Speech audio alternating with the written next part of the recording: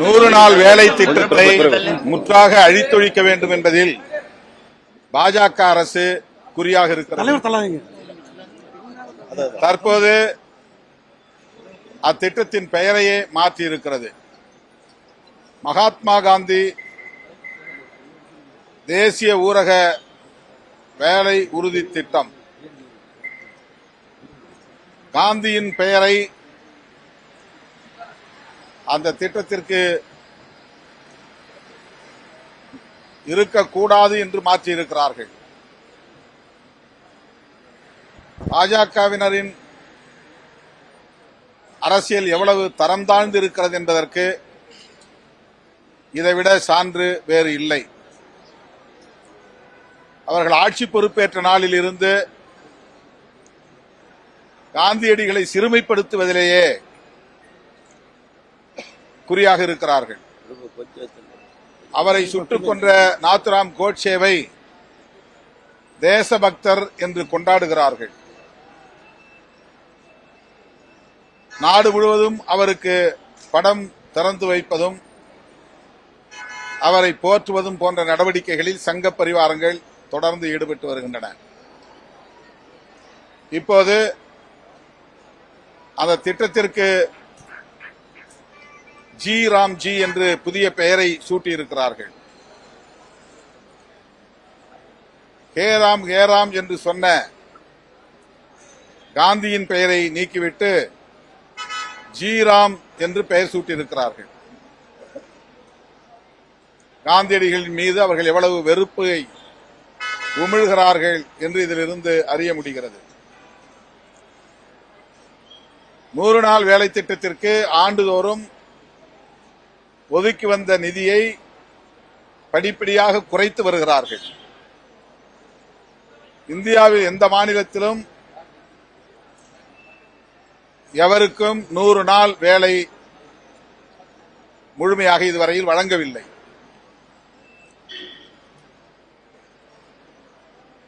ஒருவருக்கு கூட 100 நாள் வேலை கிடைப்பதில்லை. அந்த அளவுக்கு நிதியை படிப்படியாக குறைத்து அந்த வேலை திட்டத்தையே அழித்தொழிக்க பார்க்கிறார்கள்.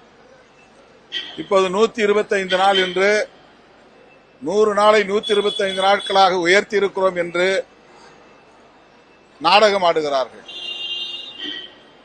இந்த போக்கை மிக வன்மையாக கண்டிக்கிறோம்.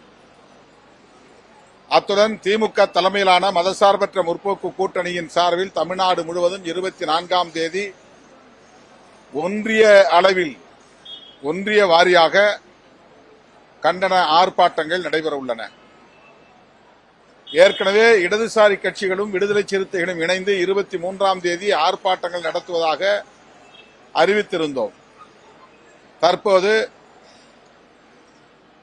திமுக, காங்கிரஸ் உள்ளிட்ட கட்சிகளும் இணைந்து நடத்துவதென்று முடிவெடுத்து 24ஆம் தேதி நடத்துவதாக அறிவித்திருக்கிறோம். ஆகவே விடுதலை சிறுத்தைகள் தமிழ்நாடு தழுவிய அளவில் 24ஆம் தேதி நடைபெறவுள்ள கண்டன ஆர்ப்பாட்டங்களில் பங்கேற்க இருக்கிறோம். நான் சென்னையில் பங்கேற்கிறேன்.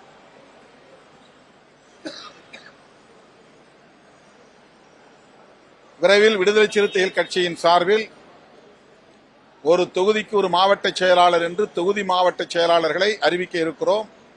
234 தொகுதிகளுக்கும் 234 தொகுதி மாவட்ட செயலாளர்களை அறிவிக்கிற ஒரு நிலைப்பாட்டை எடுத்திருக்கிறோம். அதனைத் தொடர்ந்து மாவட்ட நிர்வாகத்தின் முழு பொறுப்பாளர்களும் அறிவிக்கப்படுவார்கள். இந்த மாவட்ட நிர்வாக அறிவிப்புக்கு பின்னர் தான் தேர்தல் நடவடிக்கைகள் குறித்து நாங்கள் கலந்தாய்வு செய்வோம். அதன் பிறகு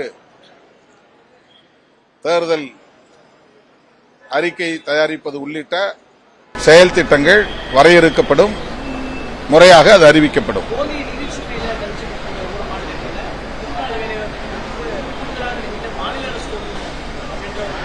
ஆமா, 40% மாநில அரசுகள் இதில் பொறுப்பேற்க வேண்டும் என்று இப்போது சட்டத்தை திருத்தி இருக்கிறார்கள்.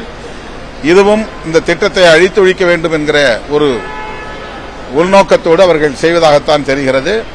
அதாவது மத்திய அரசு, அந்த ஒன்றிய அரசு இந்த வேலை திட்டத்திற்கு நிதி ஒதுக்க முடியாது என்பதை மறைமுகமாக அவர்கள் உணர்த்துகிறார்கள். இந்த திட்டத்தின் மீது அந்த அளவுக்கு அவர்களுக்கு காழ்ப்புணர்வு இருக்கிறது. எல்லாவற்றையும் கார்ப்பரேட் மயமாக்கி அதானி அம்பானியிடத்தில் ஒப்படைக்க வேண்டும் என்பதுதான் அவர்களின் நோக்கம். 2 நடவடிக்கைகளை அவர்கள் தீவிரமாக மேற்கொண்டு வருகிறார்கள். ஒன்று, நாடு முழுவதும் அவர்களின் தேர்தல் அரசியலை, அதாவது சமஸ்கிருதமயமாதல், இந்துத்துவமயமாதல் என்கிற நடவடிக்கைகளில் தீவிரம் காட்டுகிறார்கள். இரண்டாவது, கார்ப்பரேட் மயமாக்குதல் என்கிற நடவடிக்கையில் தீவிரம் காட்டுகிறார்கள். காங்கிரஸ் ஆட்சி காலத்தில் தனியார் சொத்துக்கள் எல்லாம் தேசியமயமாக்கினார்கள்.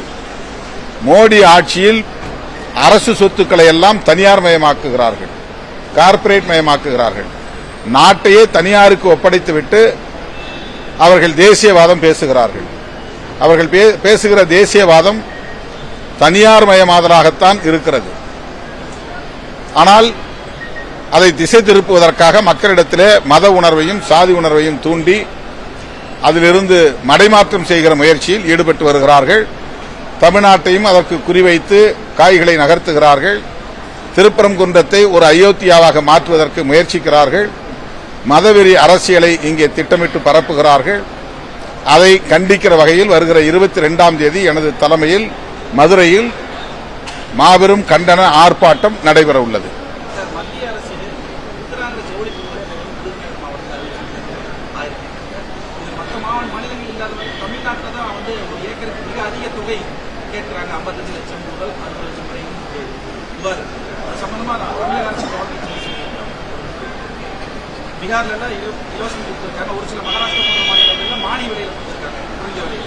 அரசாங்கம் கொடுத்திருக்கா திட்டம், மத்திய அரசுடைய திட்டம், ஜவுளி பூங்கா 1000 ஏக்கர் தமிழ்நாட்டில் விருதுநகர் மாவட்டத்தில் அமையும். அதுக்கான தொகை, செலுத்தக்கூடிய தொகை ஒரு ஏக்கருக்கு அது பொதுமக்களுடைய சொத்து தானே. மக்களுடைய சொத்து தானே எடுக்க போறாங்க. 1000 ஏக்கர் இல்லைங்க, அது ஏற்கனவே அலாட் பண்ணிட்டாங்க சார். அது இன்வெஸ்ட்மெண்ட் வரும்போது மற்ற மாநிலங்களை விட தமிழ்நாடு அரசு வந்து இன்வெஸ்ட்மெண்ட் கொஞ்சம் அதிகமாக கேட்கறாங்க. தொழில்துறையினருக்கு, ஜவுளி தொழில்துறையினர் தொழில் யார் தொழில் தொடங்குறாங்களோ அவங்கள்ட்ட இருந்து ஏக்கருக்கு அதிகமாக தமிழ்நாட்டில் தான் விலை நிர்ணயிக்கப்பட்டிருக்கு அப்படின்னு சொல்றாங்க. இல்ல, அது தொழில் தொடங்கக்கூடிய முதலீட்டாளர்களுடைய கோரிக்கையாக இருந்தால் அந்த கோரிக்கைகளை மாநில அரசு பரிசீலிக்க வேண்டும். கூடுதலாக பிற மாநிலங்களோடு ஒப்பிடுகிற போது கூடுதலாக இருக்கிறது என்கிற அந்த கருத்தை நாம் புறந்தள்ளிவிட முடியாது. தொழில் முதலீட்டாளர்களை ஊக்கப்படுத்தக்கூடிய வகையிலே மாநில அரசு ஒரு நல்ல முடிவை எடுக்க வேண்டும். இது குறித்து விவரங்களை திரட்டி முதல்வரின் கவனத்திற்கு நாங்கள் கொண்டு செல்வோம். இதை நாங்கள் ஏற்கனவே சொல்லியிருக்கிறோம். எஸ்ஐஆர் மூலம் அவர்கள் நீக்கப் போகிற வாக்காளர்கள் யாரும் அண்டை நாட்டில் இருந்து ஊடுருவியவர்கள் அல்ல.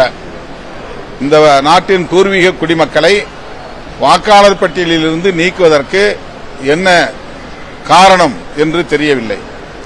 அதாவது இவர்கள் எஸ்ஐஆரை அறிமுகப்படுத்துகிற போது சொன்ன வார்த்தை, அண்டை நாடுகளில் இருந்து இங்கே ஊடுருவி அவர்கள் ஆதார் அட்டைகளையும் வாக்காளர் அட்டைகளையும் பெறுகிறார்கள், அவர்களுக்கு வாக்களிக்கக்கூடிய உரிமையை தர முடியாது, ஆகவே வாக்குரிமையை நாம் அவர்களுக்கு வழங்கக்கூடாது என்கிற அடிப்படையில் தான் இந்த தீவிர சிறப்பு சீராய்வு திட்டத்தை நாங்கள் அறிமுகப்படுத்துகிறோம் என்று சொன்னார்கள். பீகாரிலே நீக்கப்பட்ட வாக்காளர்களில் 47 லட்சம் பேரில் 300 பேர் கூட அண்டை நாடுகளில் இருந்து வந்தவர்கள் இல்லை என்ற கருத்து வெளியாகி இருக்கிறது. தமிழ்நாட்டில் கிட்டத்தட்ட 80 லட்சம் பேர் நீக்கப்படும் ஒரு நிலை இருப்பதாக தெரிய வருகிறது. இன்றைக்கு அது உறுதிப்படுத்தப்படும் என்று நான் கருதுகிறேன். இந்த நீக்கப்படுகிற ஒவ்வொருவரும் தமிழ்நாட்டை சார்ந்தவர்கள் தான், மண்ணின் மைந்தர்கள் தான், பூர்வீக குடிகள் தான். இவர்களை எதற்காக வாக்காளர் பட்டியலில் இருந்து நீக்க வேண்டும்? இவர்கள் யார்? அண்டை நாட்டில் இருந்து ஊடுருவிய அந்நியர்கள். ஆகவே இவர்களுக்கு ஏதோ ஒரு உள்நோக்கம் இருக்கிறது, ஒரு நீண்டகால செயல் திட்டம் இருக்கிறது. வாக்குரிமையை பறித்து பிறகு குடியுரிமையை பறிக்கிற நடவடிக்கையிலும் அவர்கள் ஈடுபட இருக்கிறார்கள் என்பதுதான் நம்முடைய யூகமாக இருக்கிறது. இதற்கு எதிர்க்கட்சிகள் அனைத்தும் கடுமையான எதிர்ப்பு தெரிவித்த நிலையிலும் கூட அவர்கள் இதை தேர்தல் ஆணையத்தை பயன்படுத்தி நடைமுறைப்படுத்துகிறார்கள். வாக்குரிமையை பரிசோதிக்கிறோம் என்கிற பெயரால் குடியுரிமையை பரிசோதிக்கிற நிலைப்பாட்டை தேர்தல் ஆணையத்தின் மூலம் நடைமுறைப்படுத்துகிறார்கள். தேர்தல் ஆணையத்திற்கு அந்த அதிகாரமே இல்லை. சிஏஏ என்கிற குடியுரிமை திருத்த சட்டத்தை நடைமுறைப்படுத்துவதற்கு தேர்தல் ஆணையம் எந்த வகையிலும் முகாந்திரம் கொண்டிருக்கவில்லை. ஆனால் பாஜக அரசு எல்லாவற்றையும் தான் தோன்றித்தனமான முறையிலே அணுகுகிறது. குடிமக்களின் குடியுரிமையை பறிக்கிற செயலில் ஈடுபடுகிறது. இது நாட்டுக்கு மிகவும் ஆபத்தான ஒரு நிலைமை என்பதை விடுதலை சிறுத்தைகள் கட்சி நாட்டு மக்களுக்கு சுட்டிக்காட்டுகிறது.